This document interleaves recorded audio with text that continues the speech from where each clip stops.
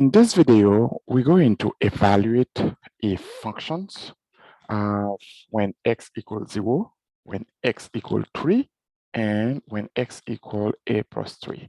We're going to find the domain of f, and we're going to find the average rate of change of f between x equal 3 and x equal 10. So we're going to find the average. First of all, let's go and evaluate f of x when x equals 0.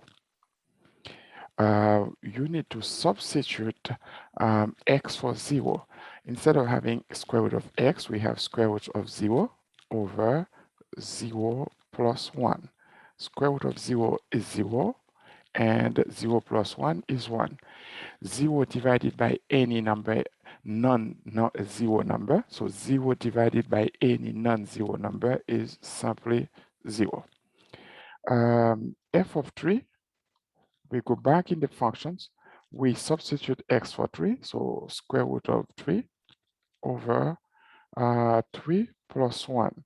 Square root of 3, we can either leave it as is, or we can find the square root of 3, which would be 1.73, but we prefer to keep it at square root of 3. Over 3 plus 1 is 4. And done. We can leave it like this, or we can convert it to decimal notation. And f of a plus 3, when we substitute in the functions, because the functions is right here, the function is a square root of x over x plus 1. When we substitute x for a plus 3 over a plus 3 plus 1, okay? Square roots of a plus 3. Remember, a is a variable. Because we don't know what is the value of a, we're going to leave it as is, and we hope that a won't be less than -3. Otherwise, we would end up having a a non-real number. So a plus 3 plus 1. So f of a plus 3 would be equal to square root of a plus 3 over a plus 4. There is nothing else we can do here because we cannot simplify. We don't know the value of a. Second question is to find the domain of f. Looking for the domain here, because we cannot find this square root of a negative number.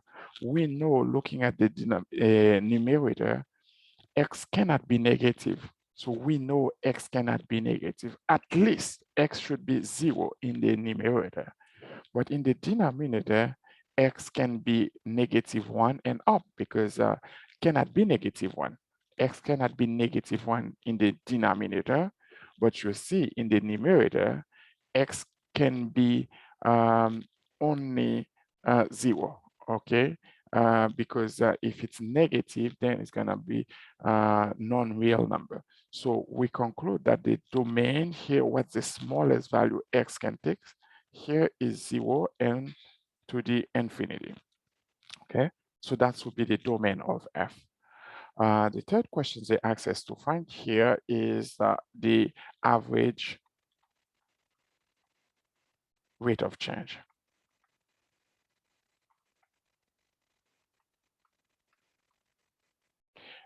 If they were asking us to find net change would be f of b minus f of a when you have two values for x. Like, let's say a is the first x, b is the second x.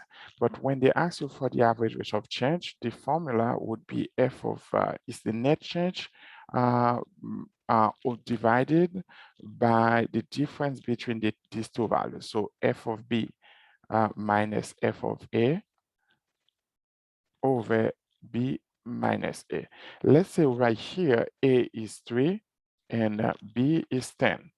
First of all, we need to find what is f of b. That's mean f of 10 we plug 10 in the original function, square root of x over x plus 1. So we end up having x square root of 10 over 10 plus 1. That would be square roots of 10 over 11. Let's do the same for f of a. Remember, a here is 3. When we substitute 3 in the original function, we end up having square root of 3 over 4. Now we have f of b and we have f of a, and we know a is 3 and we have b 10. Average rate of change